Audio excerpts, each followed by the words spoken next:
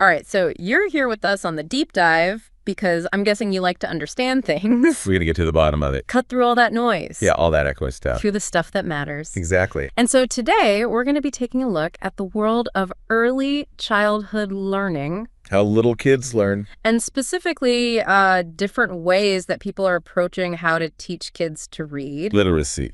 Yeah, early literacy. Right. So we've got two sources for this deep dive that you've given me. Yes. And the first is from a YouTube channel called Children Learning Reading. Okay. And it's by a guy named Jim. And it's all about his family's experiences teaching their kids to read. At a very young age, it seems like. Yeah, like 2 to 7 is the age range that they focus on. Okay. But the examples they give are even younger than that. Wow. And then the second source is an article from Will Rose Books. Okay. And this article is all about tracing workbooks for toddlers. Tracing workbooks for toddlers. Yeah. So very different approaches, potentially to the same, I don't know, same goal ultimately. Yeah, same underlying, I guess, goal of helping children develop. Yeah, develop and learn. Yeah. So I think our mission here in this deep dive is to figure out, what are the key takeaways from each of these? Right. What might surprise us about these different approaches? And then ultimately, how can we apply these insights to the kids in our own lives? Yeah, for sure. So why don't we start with this Children Learning Reading YouTube channel and Jim and his family. Yeah. What really stood out to me was the age at which their kids started reading. Yeah, right off the bat, that's what's so interesting about this one. Yeah, they said their daughter Rain was reading at 2 years and 11 months. Wow. Only 11 weeks after they started their approach with her. Wow, so 3 months? Yeah, basically. That's incredible. It's pretty amazing. Yeah. And then their son Ethan was reading at 2 years and 9 months. Okay, so even younger? Yeah, even younger. Wow. And also after about 11 weeks, and then it gets even crazier. They said that by the age of 4 years and 2 months, so a year and a half later, their daughter Rain was reading at a 3rd grade level. Wow, that's remarkable. Yeah, it's pretty wild. Yeah. So, obviously right away you're like, okay, what are they doing? Right. What's the secret? Yeah, what's the secret? How are they doing this? So Jim talks about how, they first tried to give their daughter an early advantage using those kind of heavily marketed programs, the ones that promise you the world. Yeah, the ones that are watch TV and your kid's going to be, a genius. Yeah. Right. And they invested in those resources, but pretty quickly realized that their daughter wasn't actually engaging in reading. She was mostly memorizing the shapes of words. Okay. And so they were like, okay, that's not really what we want. Right. It's not really reading. It's not really reading. It's just memorization. Interesting. So they started doing a bunch of research, and through that research, and also just through their own observations, they started to really question the whole language learning method. The whole language learning method. Yeah. And I think for our listeners who maybe aren't familiar with all of the different educational jargon out there, this is an approach that often encourages kids to guess words based on context and pictures. Okay, so looking at the pictures and being like, oh, I think this word is... Yeah, and it makes sense. I get it right. as a way to learn, but they were like, I don't know if this is actually teaching kids the foundational skills that they need. Right, to actually decode words and sound them out. Yeah, and it's interesting because, they mention the National Reading Panel's findings. Yeah. And this panel actually found that teaching phonics, so the relationship between letters and sounds, and phonemic awareness, which is the ability to hear and manipulate individual sounds within words. Okay. Like C-A-T, cat. Got it. That teaching, that tends to lead to stronger reading skills than relying just on whole language techniques. Okay. So their personal experience kind of aligned with what this broader research was saying, which I thought was interesting. Yeah, for sure. So then they developed their own method. Okay. And their method, they emphasize this is not complicated. Keep it simple. It's simple, it's straightforward, and it only requires about 10 to 15 minutes a day of focused activity with your kid. Nice. And they have this really cute story that they tell about their 4-year-old daughter being able to read the kids' menu at a restaurant. Oh, wow. And order her own food. Yeah, that's cool. So cute. And it's that's a real world application of reading. Yeah. So you can really see okay, this is useful. Yeah, that's a good illustration. Yeah. And Jim makes this argument that early reading is so important for a child's future success, Okay. like academic success in school, but also just like overall achievement. And he mentions how early reading can really help expand a child's vocabulary, Oh, yeah, for sure. which is a strong predictor of like later reading success and even educational attainment, like how long they stay in school, all of that. So there's these like long-term benefits to reading early. There's, yeah, huge, huge benefits. And they even bring up some kind of alarming statistics. Okay. They cite the National Assessment of Educational Progress, which shows that a significant portion of fourth grade students aren't reading at a proficient level. Wow. And they also reference data from the UK, Australia, and Canada about functional literacy rates. Okay, so it's not just a U.S. problem. This is a global problem. They're saying it's a global problem. Yeah. Yeah, and so it kind of underscores this, like, how important this foundational skill is of being able to read. Absolutely. Jim also points out several things to watch out for when you're approaching early literacy. Okay. Red flags. Yeah, and the first one is excessive screen time. Okay. Which I think we can all relate to. And the second is these educational computer programs where parents aren't really involved. Oh. And they're really stressing the importance of that interaction. Parent-child interaction. Yeah, between parent and child. Right.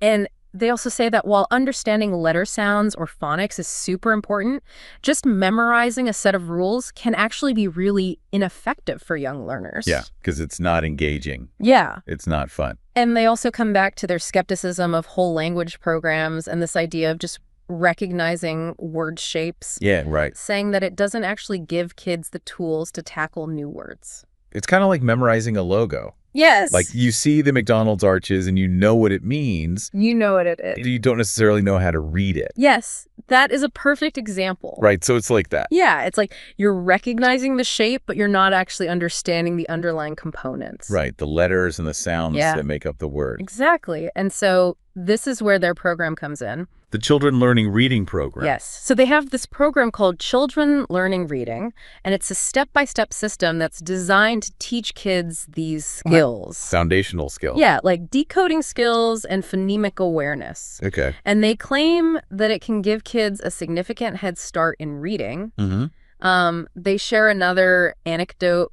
like story about their 4-year-old, this time reading aloud in a preschool waiting room. Wow. Just like, you know, out in the world. Just casually reading. Yeah, which I thought was a really good illustration of like... Yeah, of like how their program works. Yeah, like, okay, this is actually transferable. These are skills that they can use in the real world. That's what you want to see. Yeah. For sure. And then they break down the program. Okay, so what's in it? So it's got 2 ebooks with 50 lessons. Okay. It's got lesson storybooks with illustrations. Okay. It's got audio recordings of letter sounds, so like MP3s. That makes sense. A list of common sight words. Okay. A nursery rhymes book. And they even mention lifetime updates and 12 weeks of support if you sign up.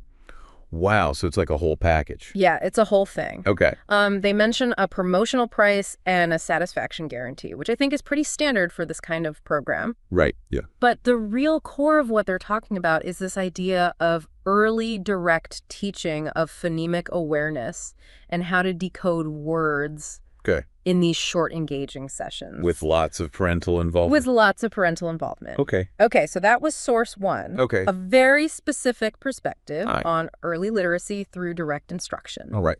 So now we're going to completely switch gears Okay. and talk about the Willrose Books article. Okay. Which is all about tracing workbooks for toddlers. Yeah. So this is totally different. Yeah, it seems totally different at first glance. Yeah. But when you start thinking about early childhood development more broadly, you start to see some connections, I think. Okay. I'm intrigued. So Willrose Books basically positions tracing workbooks as like a foundational tool in early childhood education, especially within like Montessori and preschool environments. Okay. I've heard about tracing in Montessori, so that makes sense. Yeah. Yeah. And they define tracing pretty simply like just following a predetermined path. With your finger or a pencil? Yeah, with your finger or a writing implement. Okay. Yeah. And it could be like dotted lines that form shapes or letters or patterns. Got it. So pretty simple concept. Yeah. And And they immediately highlight the physical advantages for toddlers. Okay, like what? So they talk about how tracing helps refine those fine motor skills. Okay. You know, those small, precise movements of the hands. Right. So it trains the muscles in their hands. Yeah. And it improves hand-eye coordination. Okay. And they even point out that these skills are not just important for writing and drawing. Which you would think. Which you would think, yeah. But they're also important for, like, everyday tasks. Like what? Like buttoning their coat or Yeah. using cutlery. Oh, right, yeah. All those things that require dexterity. That makes sense. Yeah, and so the repetitive nature of tracing helps build muscle memory Okay. in the hand, which is obviously going to be really helpful when they start writing later on. Yeah, for sure. So it's like building that foundation. Okay. But it's not just physical benefits. Oh, there's more. There's more, yeah. Okay. They also talk about the cognitive growth Okay. that's fostered through tracing activities. Like what? So they argue that it helps develop concentration, Okay. the ability to follow instructions, Uh-huh. and the skill of recognizing and understanding patterns. Right. And they see these as like crucial stepping stones. For, like, later on in life. Yeah, for like more complex cognitive abilities that they'll need later. Right, like what kind of things? Like reading basic arithmetic, problem solving, even analytical thinking. Wow, they're really making the case that tracing is important. Yeah. For all sorts of things. Yeah. Not just like pre-writing skills. Yeah, and they also talk about how it introduces spatial awareness. Okay. Which is like understanding how shapes and lines relate to each other in space. Right. Which is a foundational skill for reading. Yeah, because you have to know like the orientation of letters. Exactly, and for so many other things. Yeah, that makes sense. And they connect this back to the Montessori method. Okay, which we talked about a little bit before. Yeah, so Montessori really emphasizes this idea of self-directed learning and using lots of different senses. Right. And they specifically mention tactile tools like sandpaper alphabets. Oh, yeah. Where kids can actually feel the shape of a letter. With their fingers. Yeah, which creates like a really strong sensory link. To the visual form. To the visual form. Okay. And the emphasis in Montessori on self-correction Yeah. really aligns with tracing because a child can immediately see if they go off track. And then they can just try again. So they're learning from their mistakes. Yeah, they're learning from their mistakes in a really direct way. Oh. And it helps them be more independent, which is a key part of Montessori. Absolutely. So this might be surprising, but Wilrow's books also argues that tracing can be a catalyst for creativity. Oh, wow. And building self-confidence. Okay. I wouldn't have thought of that. Yeah, it's not what you would immediately think of. But Yeah, no. their idea is that as kids get better at tracing, they start to explore their own patterns. Okay. And even make up stories inspired by the lines and shapes. Oh, that's neat. Yeah. Yeah, I like that. And they have some really cool ideas for incorporating tracing at home. Okay, what are they? So they suggest diversifying the mediums, Okay. like using sand rice or shaving foam to make it more sensory. Yeah. Or creating narrative-driven tracing where the act of tracing follows along with a story. Oh, I like that. Yeah, that's cute. Yeah. And they also remind parents to celebrate each child's individual pace of learning. That's important. Yeah, which is so key because some kids are going to be faster. Some kids are going to be slower. Just let them go at their own pace. Totally. Yeah. Yeah, you don't want to push them too hard. No, we don't want to make it a chore. Yeah, for sure. They also talk about the psychological benefits. Okay. So they say that feeling of accomplishment. After they finish a tracing. Yeah, after they finish a tracing activity, can really boost a child's self-confidence. Okay, that makes sense. Yeah. And then they even say that the repetitive focused nature of tracing can have a calming effect for some kids. Oh, that's interesting. Yeah. Okay. And here's where we start to see the connection back to literacy. Okay. So Wilrow's books explains how tracing helps with language acquisition Okay. by helping kids become familiar with the forms of letters, Right. which makes it easier for them to recognize letters later. Yeah. So they're physically tracing the curves and lines of a letter, and at the same time, they can be saying the sound that the letter makes. Okay. So it's like multi-sensory learning, Yeah. visual, tactile, and auditory, and that often leads to more effective learning. Yeah, for sure. And then they also talk about the social aspect Right. of tracing. Right. So they suggest that doing tracing activities together, Like with other kids. yeah, can foster teamwork sharing and communication. Oh, that's great. Yeah, so there's like a social emotional component too. Okay. They give some really cool Montessori-inspired tracing activity ideas. Okay, yeah. So one is nature tracing, Okay. where kids trace outlines of leaves or flowers. Oh, that's cute. Yeah, it's very Montessori. Very hands-on. Yeah. Yeah. There's body outline tracing, where they trace their own body or a friend's body, Okay. which helps them develop body awareness. Right. Texture tracing, where they explore different textures with their fingers. Oh. And then they even talk about using maze tracing workbooks, Yeah. which is a fun way to build problem-solving skills. Yeah, I like that. Yeah. And then for preschoolers who are a little older, Uh-huh. they suggest some more advanced activities like tracing world maps. Wow. Tracing outlines of shadows, Oh, that's cool. different styles of alphabets and numbers, Okay. and connect the dots puzzles. Oh, yeah. And they emphasize using all sorts of different tools and mediums to keep things interesting. Right, so they don't get bored. Yeah, Keep it fresh. exactly. Okay. So when we bring these two approaches together, Right. it's clear that both of them are trying to build essential skills for later learning. Okay. The children learning reading method Mhm. is very direct. Yeah. It targets literacy skills at a young age Yeah. through phonics and decoding. Right. Whereas Wilrow's books is advocating for tracing as more of a developmental tool Okay. that cultivates all these different things like physical dexterity, Yeah. cognitive abilities, and even some pre-literacy skills. Right. But we can see how the skills that kids develop through tracing, Like the fine motor skill. yeah, Yeah. would help them when they start writing letters, Right. which is a key part of becoming literate, Yeah. and that early exposure to letter shapes.